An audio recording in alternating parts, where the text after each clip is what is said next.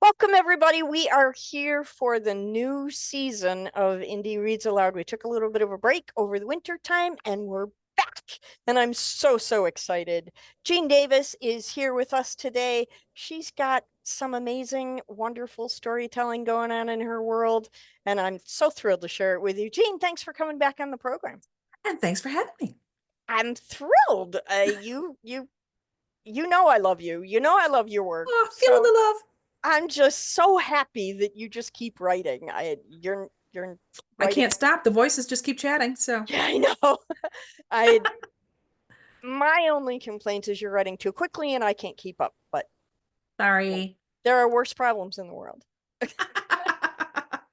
So for those of you who have not met Jean, go back and listen to all the other episodes, but I'll remind you, Jean Davis writes an array of speculative fiction, including short stories, a space opera series, standalone novels, and children's picture books about chickens, of all things.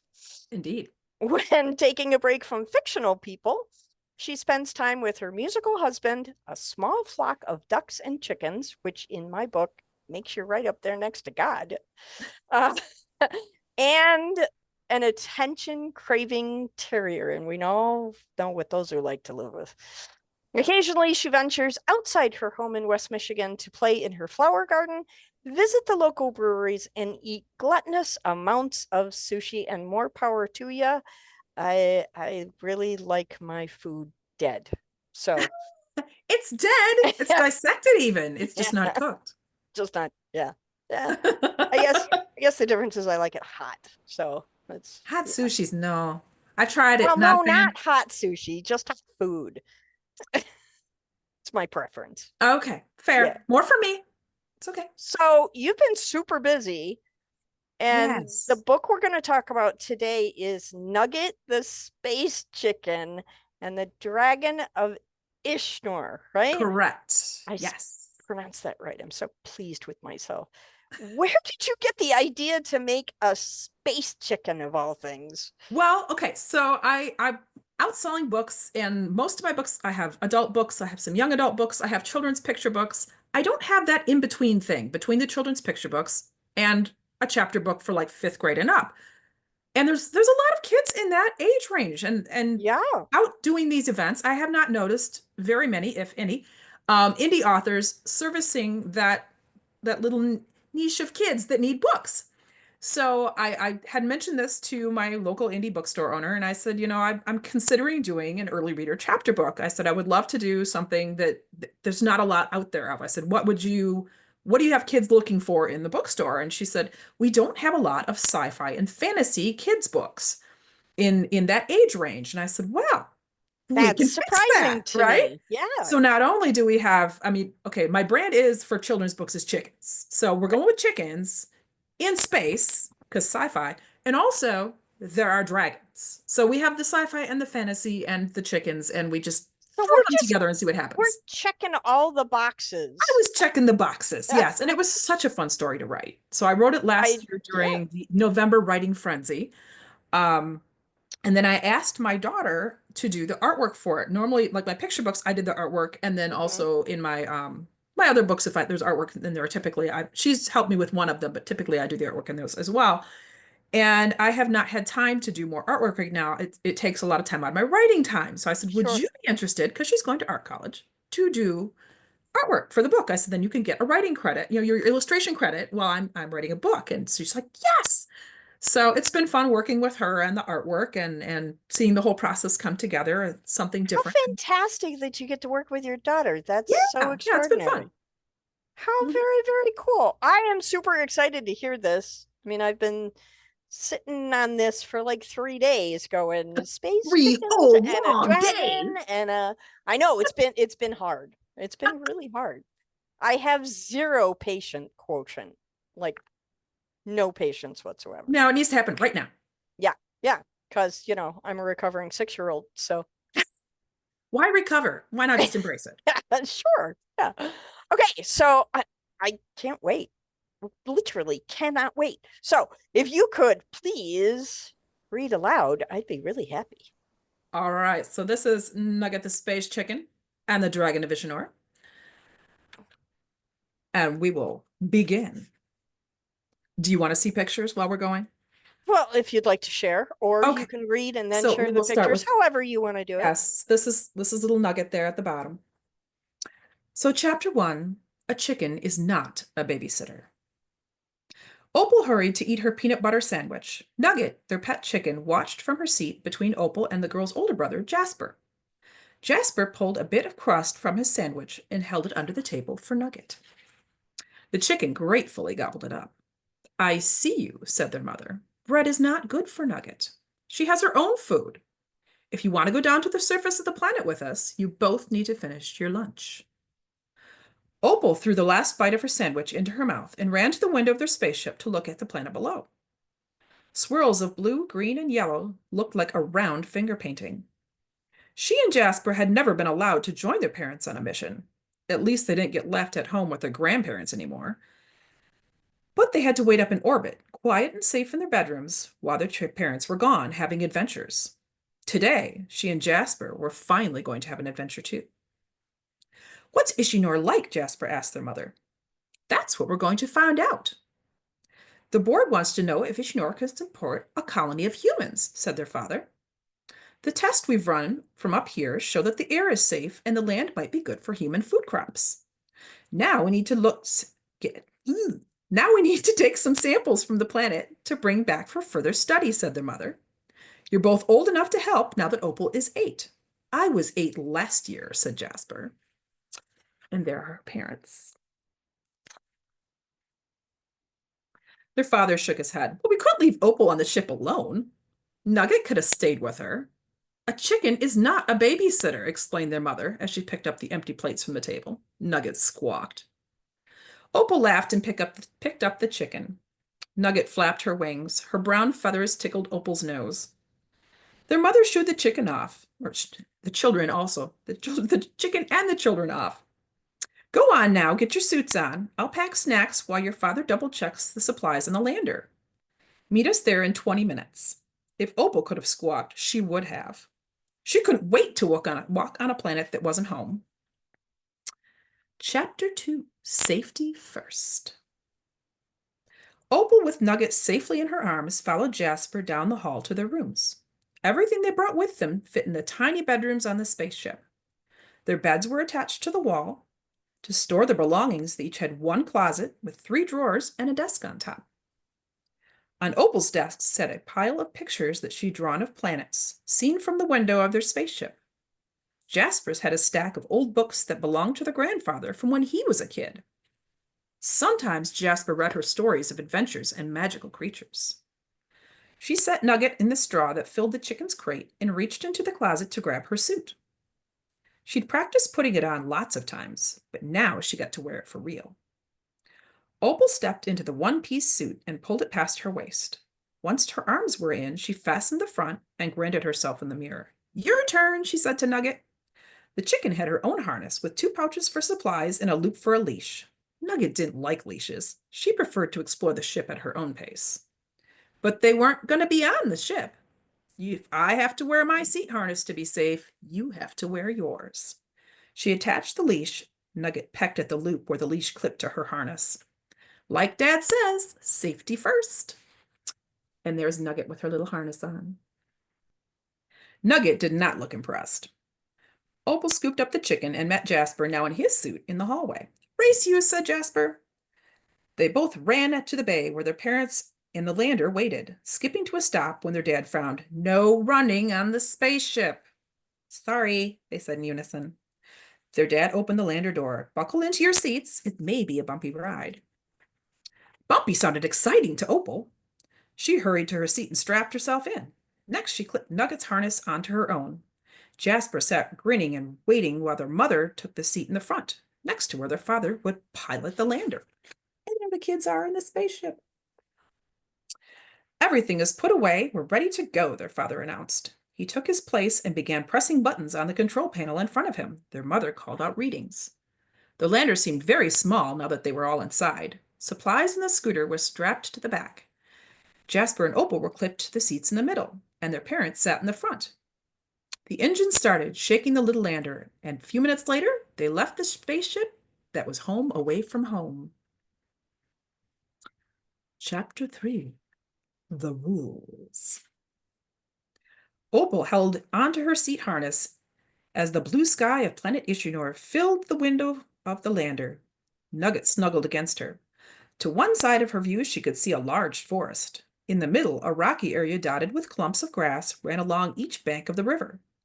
Beyond the rocks on the other side stretched a whole lot of sand, giant hills of it. Can we play in the sand? I want to run down one of those hills, said Jasper. Their mother shook her head while the father flew the lander. Those hills are much bigger than you think. You'd trip and hurt yourself, their father said. And the sand is hot. We'll land near the edge of the forest, said her mother. I'm going to drop your father off at the far edge of the desert for his samples, and I will take mine from the other side of the forest. You two will take samples from the field at the edge of the trees. Opal ran through the lessons her parents had given them in her head. Her mother, who was a botanist, had taught her to gather leaves from plants and store them in clear containers where they would be safe for the trip home.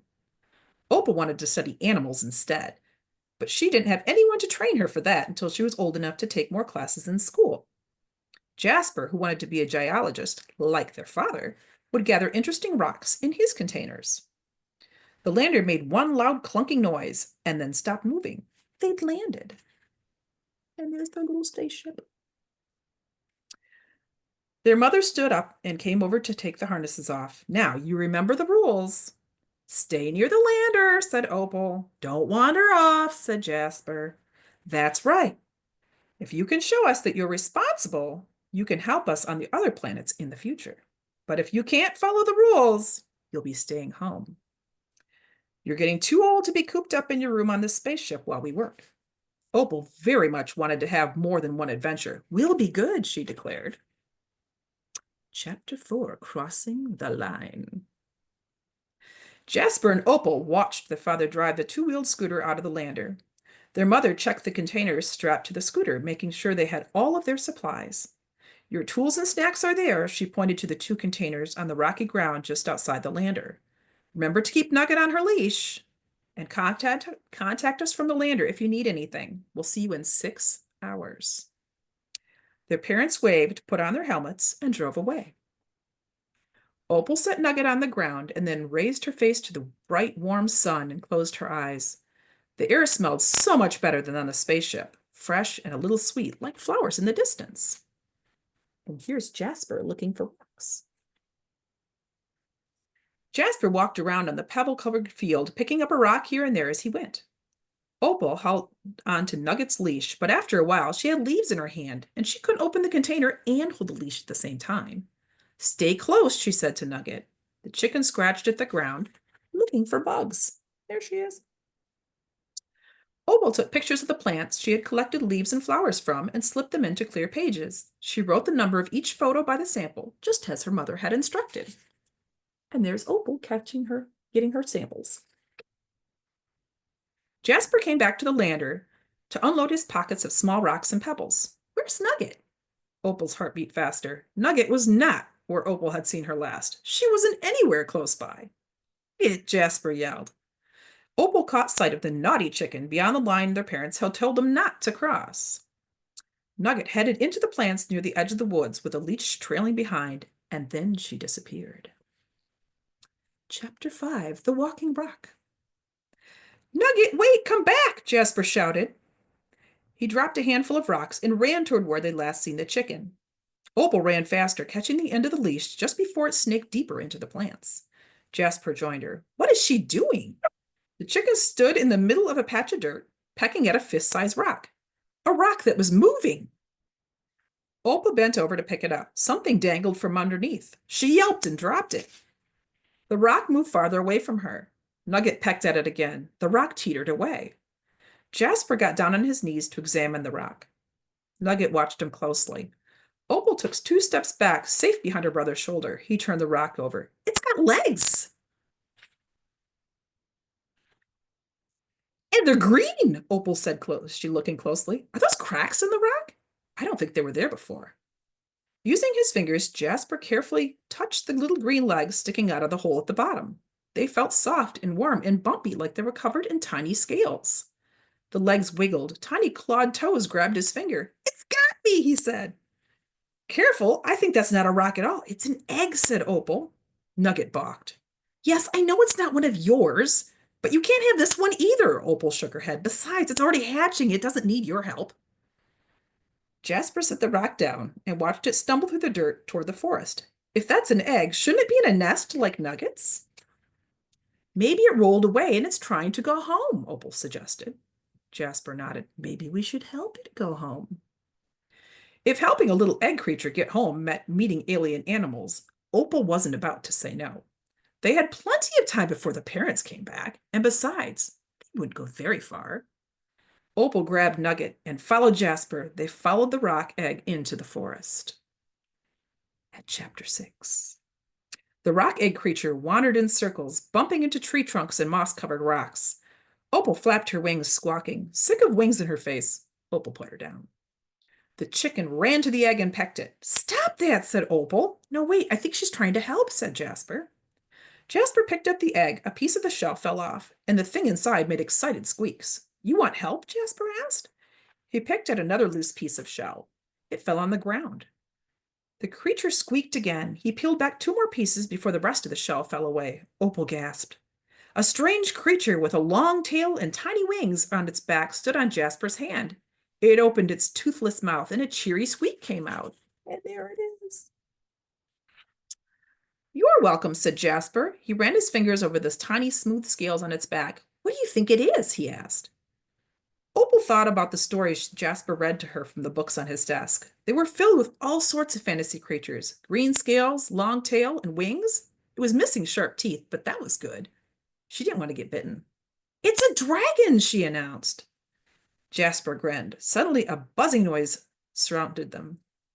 Opal held Nugget close, thinking about running back to the lander. Jasper pointed upward, laughing. Look! The air was filled with tiny dragons, a couple inches bigger than the one in Jasper's hands. They were all different colors, blue and purple, green, gold. It was the most amazing thing Opal had ever seen. She giggled and spun in circles under the cloud of little dragons. And then a loud growl came from the shadows of the forest. And that's where I'm going to leave you. Leave you hanging, wondering what the loud growl is. What a wonderful story. Oh my, and see now when I come and see you next, I'm gonna buy this book just so I can read the ending. Right. See, now you got to know. I gotta know. On.